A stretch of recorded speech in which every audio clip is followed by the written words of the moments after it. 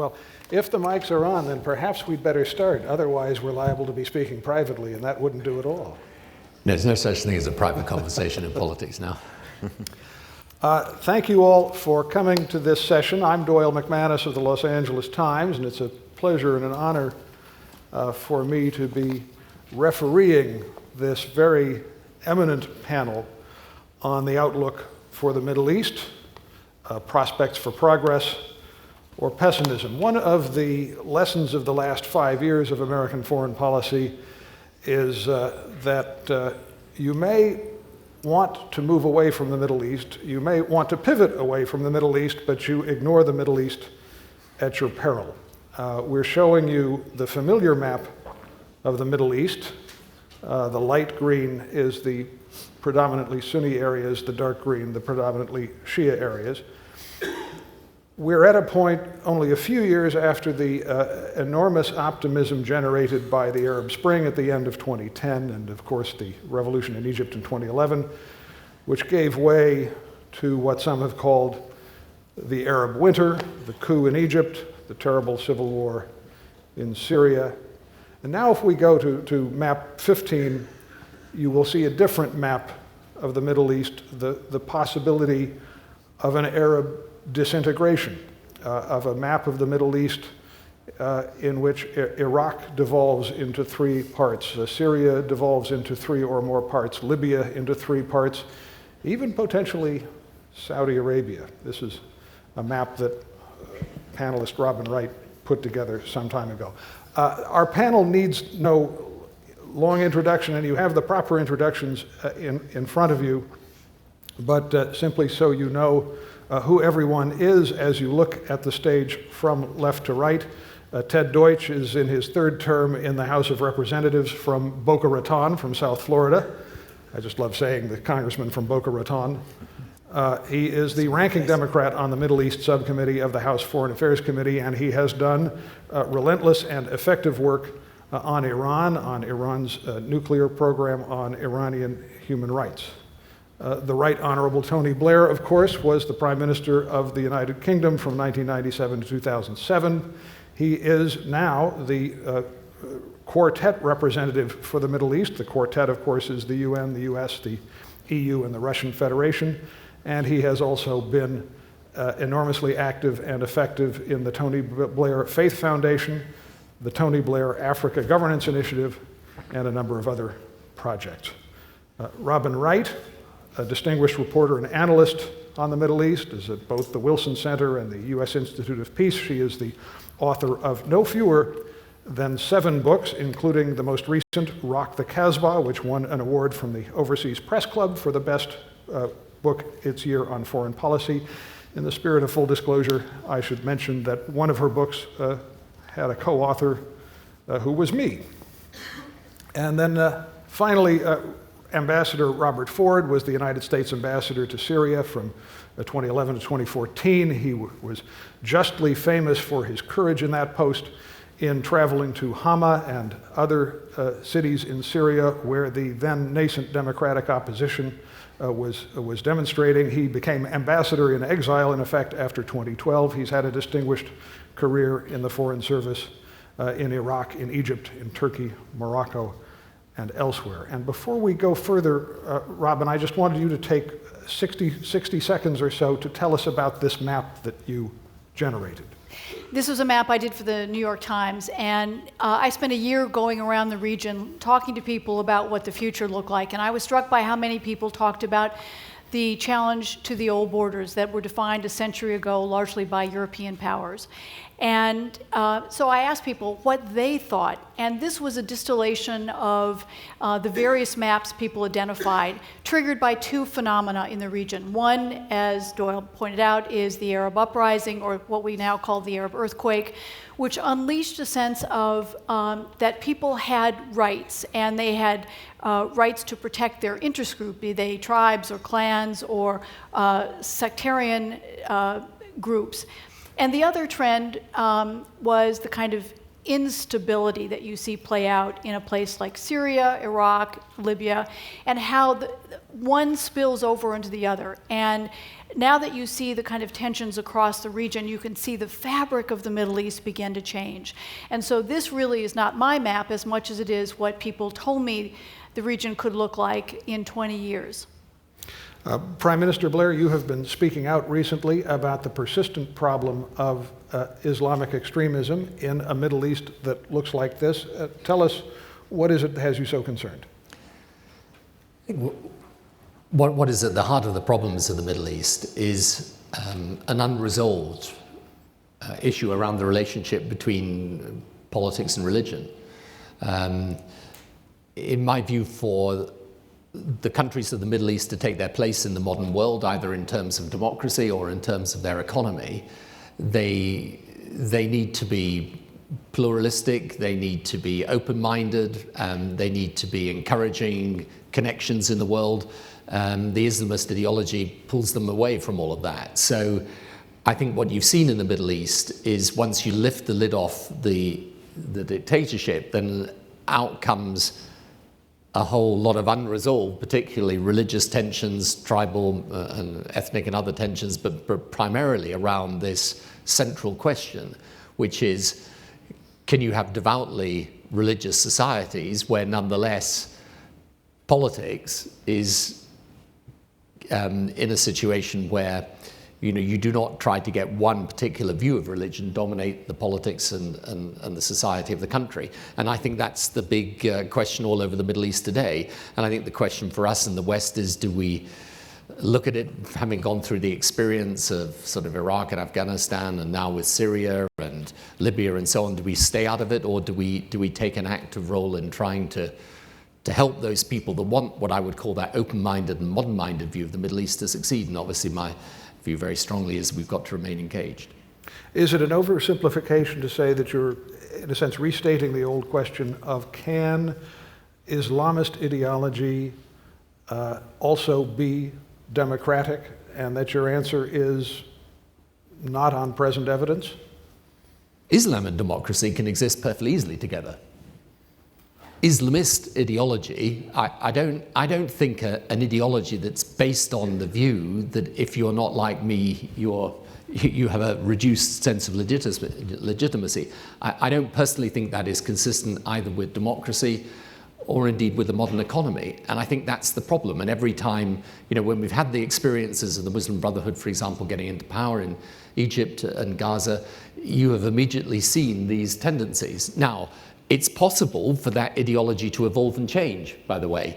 And what has happened in Tunisia, for example, is an interesting example of where the leadership of the Muslim Brotherhood there have been prepared to cooperate with other parties, and that has then produced a different situation. So I'm not saying that it can't change, but it would have to change from its sort of central form if the Middle East is to make progress.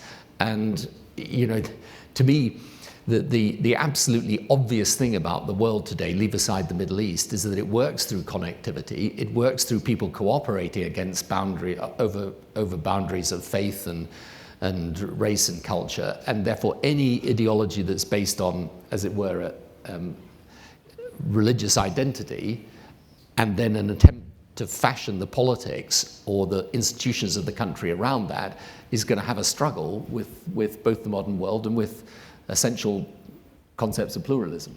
And just forgive me to pin that to a concrete case, I take it that your view is that in a place such as Egypt, if we're presented with the choice between the Muslim Brotherhood government and the military government, it's to begin with an unpalatable choice, but that the military government is worth supporting. It's worth supporting the government in Egypt now to take the country on a road to a pluralist society and democracy. I am not in favor of returning to the past. And the issue is going to be whether, when the new president takes charge in Egypt, is Egypt able then to put in place the reform program that is necessary, both in terms of economics and politics, which allows the country to escape both the immediate past under Morsi and the previous past. Now, again, in my view, it is possible for that to happen. But if Egypt is to succeed, then it needs help and support on that path and journey to the future. It does not need to return to the past. And, I think there's obviously all sorts of huge problems right now, and issues around the courts and the sentences and so on, and all of that I don't diminish in any way at all. But I do think the Muslim Brotherhood government in Egypt was a disaster. And I think if it hadn't been thrown out, then Egypt would have been on a path incompatible with the future. So that's not to say we support everything that's happening now. On the contrary, what it should mean is that once they have an election that happens, and there should be independent observers there to make sure it's a proper election, once the new president is elected, I think it's important to mobilize support behind a genuine reform program for the future. Robin, you were one of the first journalists from this country to go out into the region and identify, talk with, report on both the Arab Democrats and the Arab Islamists. So is Prime Minister Blair right? I probably would quibble. Egypt today sentenced 683 people to death, following last month the sentencing of 529. That's over 1,200 people. We have a real challenge to face as a nation, or as a Western community, in figuring out who are the good guys and who are the bad. And the truth is that, there are no heroes out in the region, or very few heroes out in the region right now, and we do face some fundamental questions. I do think that the Islamist spectrum has evolved, and in many different ways. There are those who are, the old Al-Qaeda advocates, or the franchises now, that are a growing problem, and arguably even more dangerous than they were in the run-up to 9/11, because they're so much more widespread. But there are also a lot of Islamists who have renounced violence and are willing to work within the system. And Tunisia, yes, is the best case example, but I think that there are others. And I think one of the challenges for us is to understand the diversity among them, and to be a little bit more sophisticated in understanding that we're in the throes of a transition that is epic, and will take a long time. You only have to look at the old Soviet Union a generation later, and you still have a former communist and KGB chief in power, or South Africa, where I was when during the first uprising among blacks, and then went back to watch Nelson Mandela walk to freedom. And the reality is that the majority of blacks are worse off today than they were under apartheid, and that's really hard to believe. The average life expectancy has gone from 60 years when Nelson Mandela walked to freedom, to 41 years now. So it's actually tangible. Transitions take a long time, and this is where we have to be very careful in understanding the nuances, the diversity, the struggling within to come up with answers. The Muslim Brotherhood is now going through a tremendous transition in asking the questions of how did they fail so abysmally. I still think that they would probably get 20% of the vote if there were a free and fair election tomorrow or next month, that they have not disappeared in terms of their loyalty. And we can't turn around and just ban them completely without endangering even greater instability. And that's not in anybody's interest. Ambassador Ford, of course I want to ask you to talk about the outlook for Syria, a country you've spent extraordinary time and energy on. This map and others suggest that Syria is already devolving into at least a set of cantons, a country that's fragmented. Do you share that judgment, and what are the consequences? First, let me emphasize that the State Department does not endorse this map. It's certainly not our policy. That said, both the Syria and the Iraq portions of the map, and I worked in those two countries for a total of 8 years, is very much what a lot of people in both countries see as the evolution, as the course that events are moving towards. In particular now in Syria, there is a stalemate on the ground, and in fact, the Syrian portion with the blue for the Kurds, the green where the mainly Arab Sunnis are, and then the western portion where the Alawis are, is already basically the front lines in Syria. That already basically exists. What is, I think, just as concerning is that things in Iraq are going in that direction too over time. And what are the consequences for United States interests, United States policy? The most important one is one which people, even in testimony given before Congress in January and February, Director of National Intelligence James Clapper in January, and then Homeland Security Secretary Johnson in February, warned that that large open green space in Syria going into Iraq there is a place where al-Qaeda could plan, could organize, and could dispatch jihadis, perhaps with Western passports, to attack targets in Western countries. And I believe the Prime Minister will know better than me, but I believe already in Britain they have had to intercept people coming to carry out operations. I think there is huge concern now in Washington about this possibility as well. And so even beyond the humanitarian tragedies, which are enormous connected to Syria, we have an immediate national security interest at stake. And Congressman Deutsch, of course, at that point I want to turn to you. How does Congress react to these threats to American interests? And do you share that sense that the development of an ungoverned space where extremists can base is now the principal American interest in both Syria and Iraq? Well, first of all, thank you. I want to thank the panelists for being here, and I want the Prime Minister to know that I'm returning to Washington, and the whole of Congress is hopeful that my appearance with you might actually enhance our stature a bit. So it must be very diluted then. Or it says a lot about us. But I appreciate the opportunity. Look, in Iraq at the moment, as they head to elections, 21 people were killed this morning at a polling place. Polls aren't open yet, but it was a polling place for the security officials who are going to be securing the other polling places around the country. More than 2,000 people have been killed since last year. This broad area in Iraq absolutely is a national security concern of ours, but I would just put on the table that this is not just a concern about Iraq and Syria and the possible emergence of al-Qaeda. There's a country just to the east that plays a very significant role here in Iran. And it is, when we talk about the good guys and the bad guys, sometimes it's difficult. It's not difficult when one looks at the regime in Tehran at the moment. And throughout the entire map, it's Iranian influence in the vast green part of Iraq, which is a concern. It's the strip from Iran straight across Iraq into Syria, where Iran's support of Assad has helped prop him up, and it is Iranian influence all throughout the region. Their support of Hezbollah, their support of Hamas. It's this influence that has a very significant impact. So what do we do about it? I think it's imperative for the United States and our allies to be clear about what our interests are. And as the Prime Minister has spoken about the need for engagement and the need for commitment, it has to be clear what it is we stand for, and that's standing up for human rights in these areas. It's standing up, just if I may say a word about Egypt.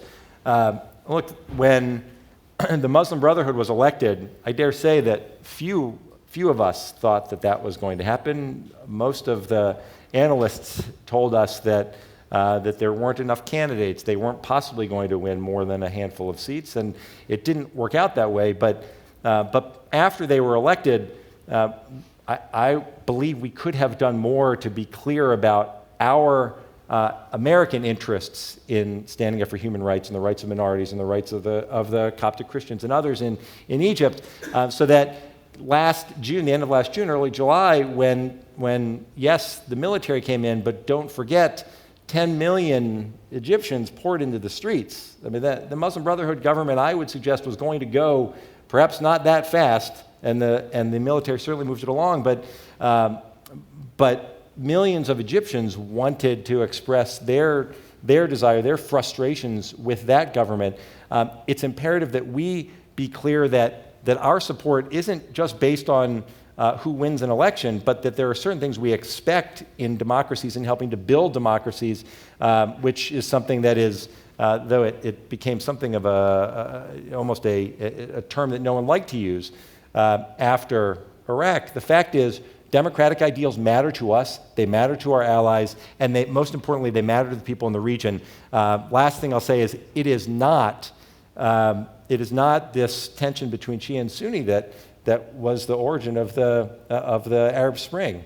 Not in Tunisia, not in Egypt, not elsewhere in the region. And for those who have been clamoring for the opportunity to have economic freedom and political freedom, they need allies in the United States and the West to be with them. Okay, let me follow on one point, though, and that goes to what Congress has and hasn't done. Has the United States done everything it could have done since 2011 to support and sustain pluralist Arab democratic movements in the area? I believe that there is more that we could have done. There is more that we should be doing, if only in terms of, again, speaking out in support of our values. That would have been helpful in Egypt in particular. That would have, I think, been immensely helpful, and because of the message that it sends to, in that case, the Egyptian people, but all throughout the region. And the other thing that we can do is to recognize that when the security threats are such that it's impossible to speak out, it's impossible to participate in social media because of the actions of the governments who are shutting those down, who are repressing their people. We do have an obligation to work to ensure that there are opportunities for them to do that. That doesn't mean that that doesn't mean getting involved militarily. And the only other comment I make in response to this is, too often, the debate has been couched in terms of, do we support the people who are clamoring for democracy or not? And the only way to do it is to send in troops. And if we don't send in troops, then there's nothing for us to do. It's not an either-or situation. There are a whole range of options that we could and I think need to consider. Let me keep the focus for a moment on the painful and difficult case of Syria.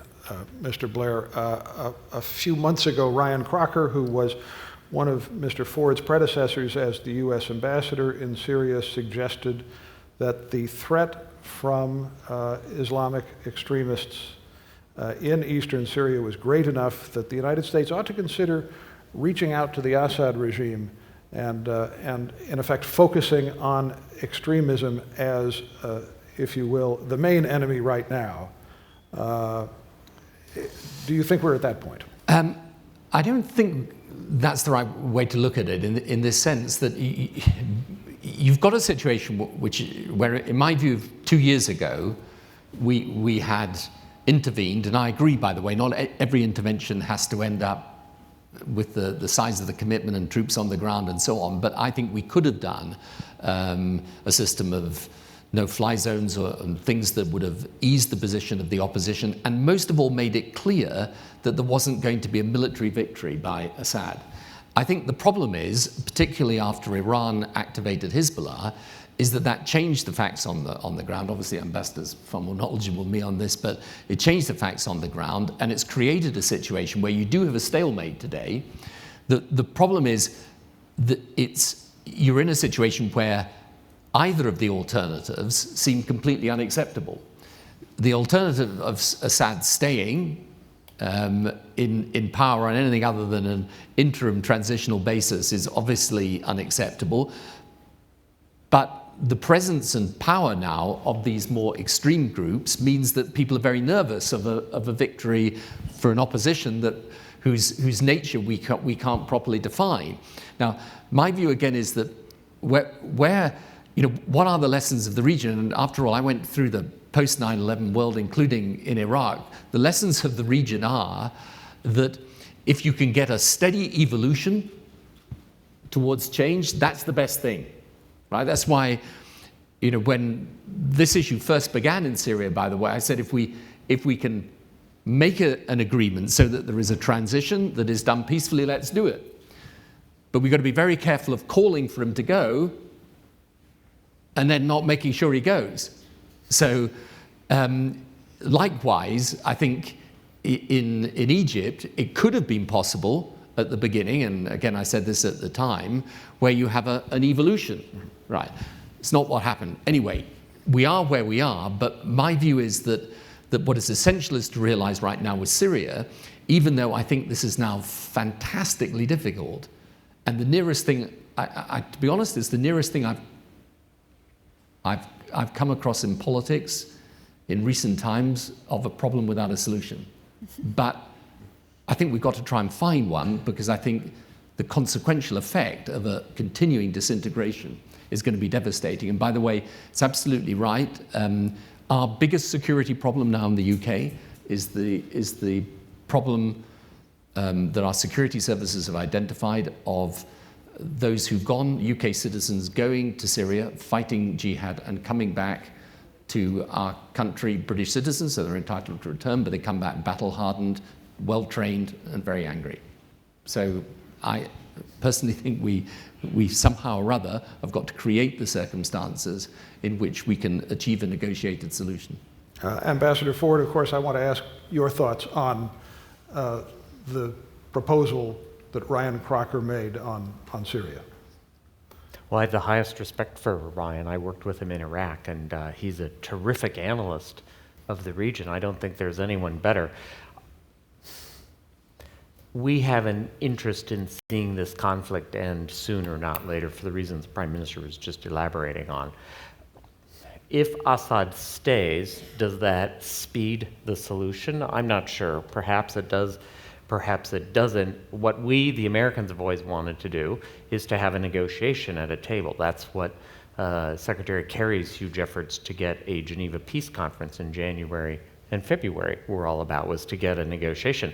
Assad actually refused, point blank, refused to discuss any kind of a transition government. It's interesting because the Syrian opposition actually put forward a proposal on the table, and it did not say that Assad had to go. In fact, the United Nations people in Geneva were surprised that the opposition started out with what they said was a very smart, reasonable negotiating position. So I think we do need to get back to a negotiation at some point. I think in order to get to a negotiation, there will have to be more pressure on Assad. And I think we also need to understand that if we, Ryan or others, try to impose a solution where Assad stays, since the man is already a magnet for jihadis, we will actually make things much worse. So it will be infinitely better if Syrians negotiate, and in the end, if they negotiate that Assad stays with other provisions so that he does not later on sabotage a transition. I think that's up to Syrians. We should facilitate getting to that table. I don't think we are going to be in a position to impose a particular settlement. Now, one of the things we were hoping to do at this panel was look at prospects for progress as well as pessimism, and we've done a really poor job of finding optimistic points of potential progress to look at. But Ambassador Ford, just to continue that sorry record on our part, I want to ask you to look forward a year or two and give us what you think the best case and worst case outcomes are in Syria. In Syria? In Syria. It's exceptionally bleak right now, and I'm afraid if I give any optimistic scenario, I will look ridiculous in a year. But that said, to me, the best possible result would be that in the months ahead, by working with some of the regional players, Iran, Saudi Arabia, Qatar, Turkey, as well as the Russians, all of us can agree that the prospect of a large ungoverned space on this map, the green area that's in Syria and Iraq, that is not in the interests of either Iran or Saudi Arabia or the United States, Russia, Turkey. And so we begin to figure out ways to push the Syrian sides back to the table. I think that will be extremely difficult, and we got very little traction on that in the Geneva discussions in January and February. But I don't see another way forward. All right, now if I were to ask you to look at the larger map and ask, are there any developments in the Middle East that give grounds for optimism right now? Are there? I am very struck myself by what the Tunisians have achieved.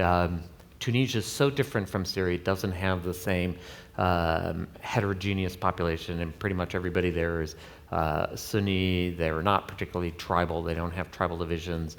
They don't have ethnic divisions. There aren't Kurds. There aren't Druze. It's just sort of one homogeneous population and has a real middle class. It really does. And they're very tied in with trade and cultural ties, education ties into Western Europe.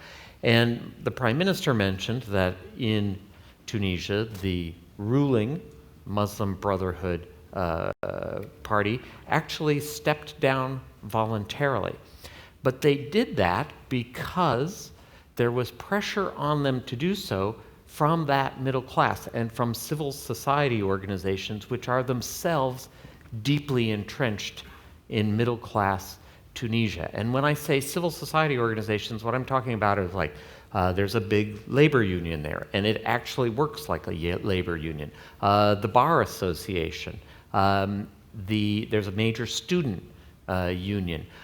All of these groups on their own, without outside pressure, came together and said, we need to find a way forward and to stop the violence in Tunisia. Several secular politicians had been murdered.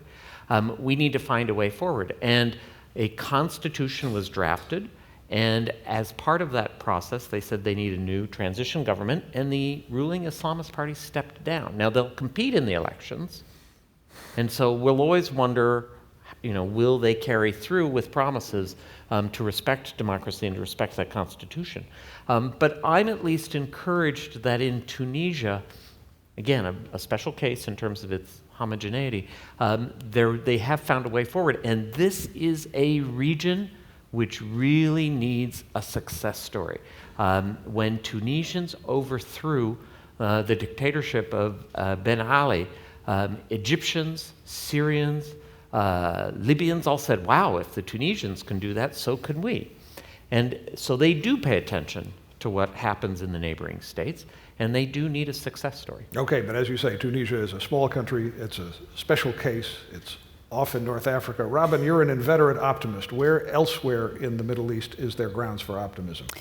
Well, I would say the same conditions that produced the Arab earthquake are still there today, and those were very profound. One is the fact that you have over 50% of the population in every country today is literate, and that includes females. In two of the most repressive societies, Saudi Arabia and Iran, over 60% of the entire university student body is female. So you have that dynamic, and these are the young who have access to the tools of technology. They understand what's happened in the other parts of the world for the last quarter century, and they are learning what has happened elsewhere, how to use the tools of technology. And it's not just a Twitter revolution or a Facebook revolution. What's happened really in the last generation is that we went from a period where Al Jazeera was one satellite television channel that circumvented state control and introduced an independent source of news in an indigenous language. Today, there are over 500 independent television satellite stations in the Arab world. And what's fascinating is to watch this generation of kids who've grown up, and the whole idea of diversity is ingrained in them because they have access to whether it's different versions of the news, different versions of religious programs, different soap operas, different music channels, that there is this sense of diversity, that there's not just one true path that has dominated the ideas of their faith and their politics. And so when we look at a generation from now, these will be the kids who will be moving into positions of authority and power. So I think the next decade is going to be horrible. I think 20 years from now, we will begin to see the fruits of what has been planted now. Sam Huntington of Harvard was a very controversial historian, but he talked about the 3 waves of democracy. And that's really quite true when you look at whether it's the Ukraine or the patterns of change across the world over the last half century. I'd also posit something that the congressman may disagree with, and I actually think one of the hopeful developments is actually in Iran. I've been there twice in the last 4 months, and I think we actually do have a prospect, I'd say 60%, of a nuclear deal. And that's a page turner. It's a page turner not just because of the security issues that could scare us about Iran getting a nuclear weapon, the world's deadliest form of arms, and unleashing an arms race across the Persian Gulf and potentially beyond, but because it's important for domestic politics, that there is a sense in Iran that if they can get a nuclear deal, that will empower a more moderate president, and we're going to put it all in relative terms. You compare it to Ahmadinejad and anybody looks better, but that there is a sense that he then is empowered to open up in whether it's human rights, in allowing more independent voice in the media, in dealing with the issue of political prisoners, which is a chronic issue right now, that there is a sense that they're on the cusp of something, and that Ahmadinejad was so disastrous, calamitous for them politically, that there is a real appetite to better the country's position politically in the eyes of the world, to better their economic circumstances, and to change the prospects. The number 2 British official, Simon Gass, is in Tehran today talking about bettering relations. That we've seen this outreach to the world that is unprecedented, really, since the early days, since the revolution. So I think that's not to paint a pretty picture of Iran, but that's in terms of, are there any bright spots? Is there the potential for change? If we can get a nuclear deal, and the deadline is July 20th, that is one of the most profoundly important turning points, and could be the most important legacy of President Obama in foreign policy. Now, before I turn to Ted Deutsch for his view on Iran, which he's worked on a lot, I want to ask you, though, look, the American problems with Iran also include Iran's support for Hezbollah, for Hamas, for terrorists elsewhere. Do you see a prospect of that changing?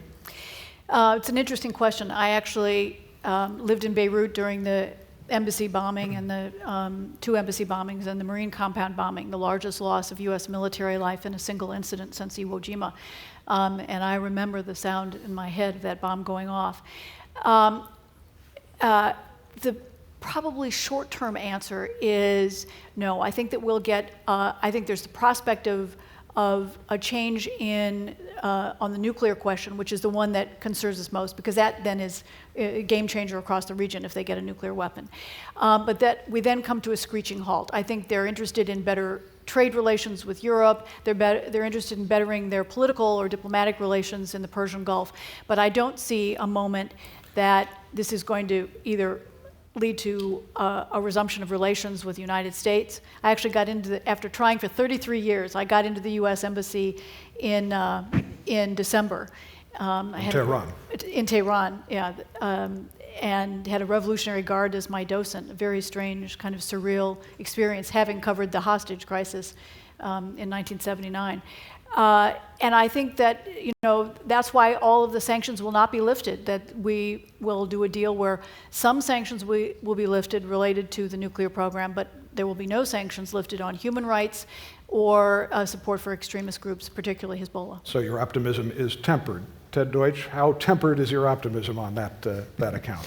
It's very tempered. Interestingly, I also, in looking at the region over time, I think that Iran may offer the opportunity for a bright spot, but for entirely the opposite reason that Robin does. I am hopeful that the nuclear deal is successful.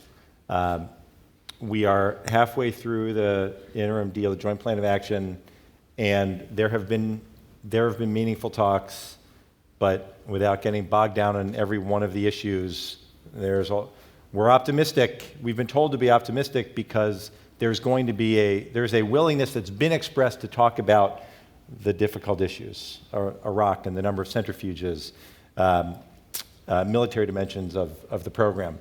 But we haven't really gotten to the hard questions, and I am skeptical. There is no doubt in my mind that, and I agree completely with Robin, that Iran wants better relations with Europe, that Iran would like to have better relations with the Gulf. But Iran, while the president is more moderate than Ahmadinejad, Ayatollah Khamenei has not changed, and the country continues to be the world's largest state sponsor of terror, continues to jail journalists and political prisoners. And so I'm not hopeful I'm skeptical that the nuclear deal will yield the positive results, though that's the goal. But I'm hopeful about Iran for a different reason. Because I don't believe that there is going to be a dramatic change.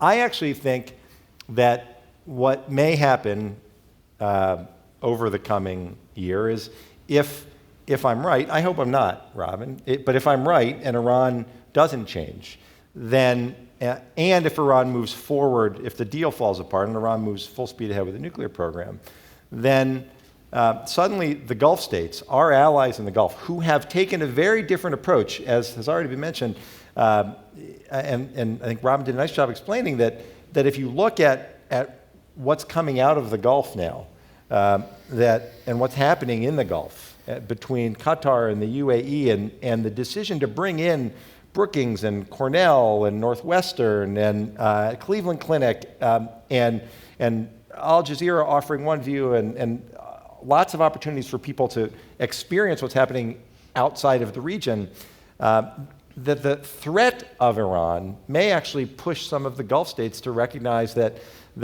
it makes much more sense for them to work more closely with our ally Israel in the region, because the threat that Iran poses is more significant, more direct to them, frankly, even than to Israel, and that over time there may be an opportunity for those countries to come together, which would send a very powerful message to, much more powerful even than whatever comes through Al Jazeera, of ultimately what may be possible for people all throughout the region.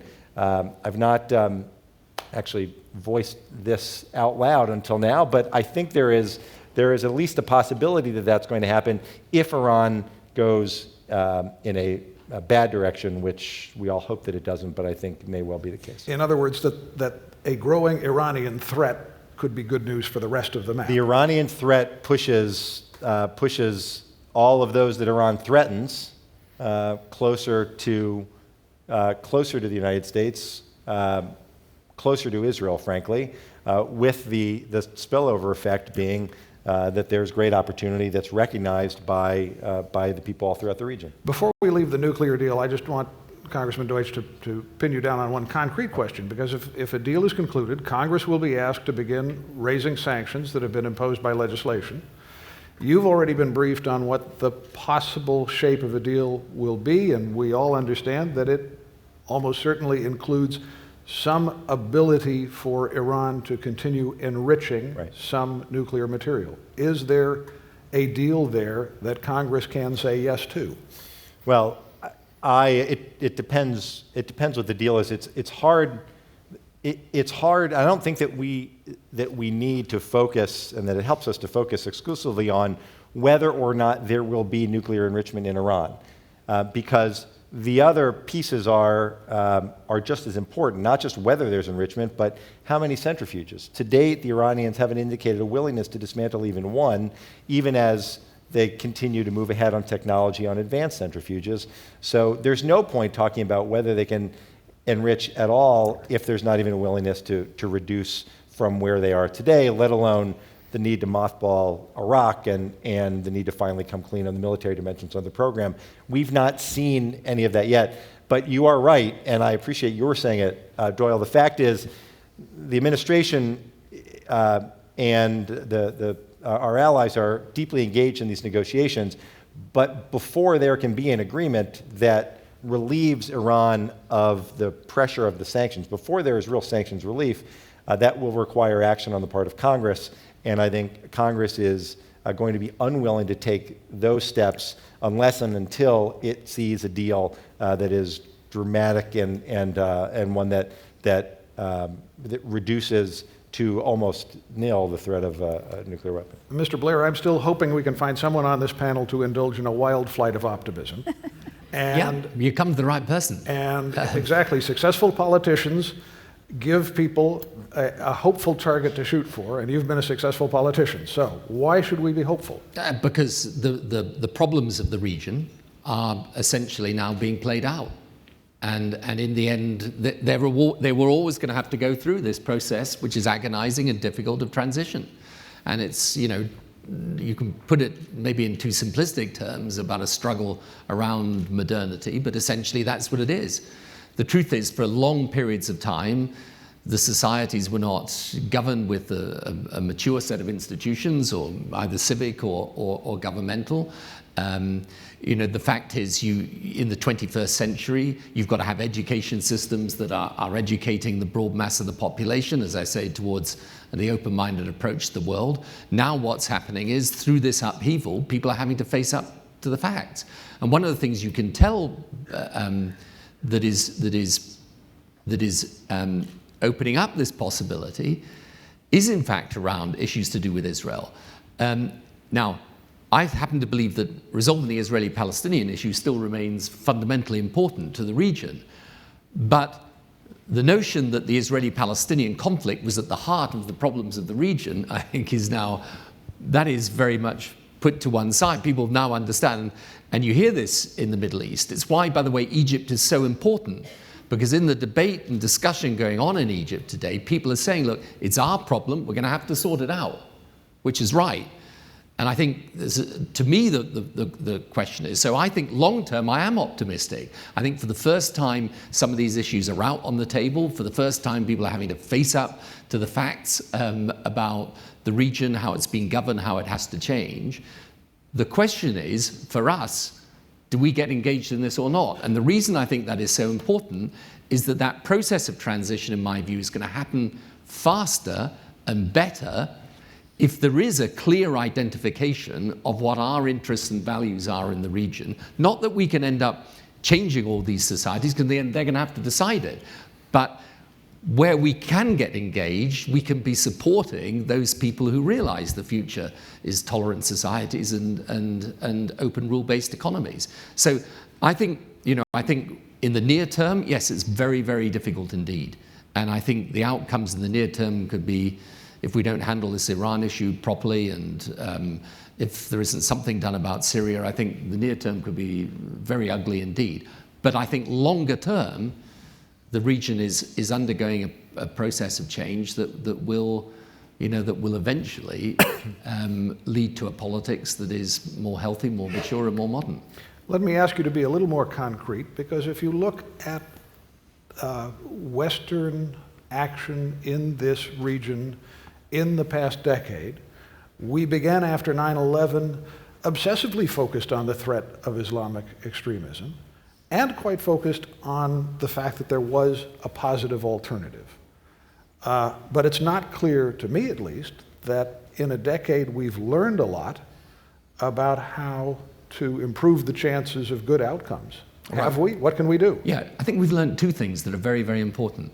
The first is that we've learned, as I say, that when you lift the lid off, when the regime falls, then that's the beginning, it's not the end, okay? And I say that as someone who went through Iraq and Afghanistan, where we thought you get rid of the Taliban, you give people a democratic process, you put large amounts of money in, people are going to applaud that, right? What happens is you lift the lid off, and then these tensions and this extremism comes out to the surface and destabilizes the country. And in Iraq, we were destabilized by Iran on the one side, supporting terrorism, and Al-Qaeda and other Sunni extremist groups on the other side. So that's the first thing we learned. But the second thing we've learned is this, and we shouldn't we shouldn't ignore this lesson. Actually, a majority of people in the region, they don't want to live like this. Right? We're in danger in the West of arguing ourselves into a position where we think it's hopeless, where we look at it and say, well, that's just the way they are. But it's not the way they are. The fact is, even now, if you look at Afghanistan and Iraq, people are trying to come out and vote, despite everything, despite all the terror being thrown at them. And, the fact is, I would bet there's a majority of people in Syria for a society that treats people equally, irrespective of what faith or what side of the faith divide they come from.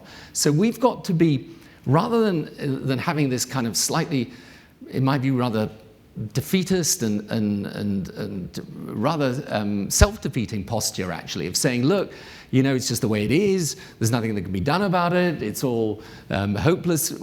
We should treat this as a long struggle which requires our engagement and it requires our patience, and we will learn as we go, and we learn from the mistakes that we make, but we don't stop standing beside the people in that part of the world who do believe in a future that is the only future that works. And those are societies where, whether you're Christian, Jewish, or Muslim, you're treated the same, and economies that are open to the world, trying to get connected to the world and educating their young people for that possibility.